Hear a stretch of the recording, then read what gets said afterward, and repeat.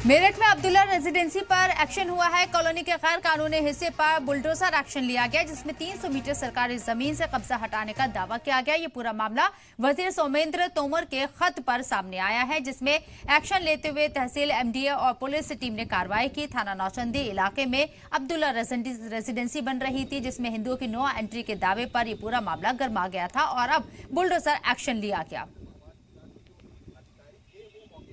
ऊर्जा राज्य मंत्री सोमेंद्र तोमर की शिकायत के बाद मेरठ की अब्दुल्ला रेसिडेंसी जो विवादों में घिर गई थी, अब उस पर मेरठ जिला प्रशासन का बड़ा एक्शन देखने को मिला। देखिए, जी मीडिया की टीम इस वक्त मौजूद है अब्दुल्ला रेसिडेंसी के बैक वाली तरफ, जहां पर जो आवास विकास की जो एक जमीन थी 12 मीटर की, उसे अब्दुल्ला रेसिडेंसी के पार्टनर्स द्वारा कब्जाया गया था। जिसके बाद आवास विकास की टीम, जो तमाम आला दल था, मेरठ प्रशासन के अधिकारी थे, वो यहाँ पर मौके पर पहुंचे और बुलडोजर एक्शन जो था वो यहाँ पर देखने को मिला। बाकायदा बुलडोजर से जो 12 मीटर की सड़क थी आवास विकास की, उससे एआईएम रेसिडेंसी के पार्टनर्स के द्वारा कब्जाया गया था। जिसके बाद बुलडोजर जो है वो यहाँ पर गर्जा है, सरकारी जमीन को कब्जा मुक्त जो है वो यहाँ पर किया गया है। जिसके बाद पुलिस की ओर से भी इस पूरे मामले में एआईएम इंफ्रा के जो पार्टनर्स हैं उनके खिलाफ मुकदमा दर्ज किया गया है। महेंद्र गुप्ता हो, जावेद हो, इन दोनों लोगों को इस पूरे मामले में नामजद जो है वो पुलिस की ओर से किया गया है। आवास विकास की जमीन थी, रेसिडेंसी के अंदर ही सरकारी जमीन को कब्जा ले गया था। जिसके बाद अब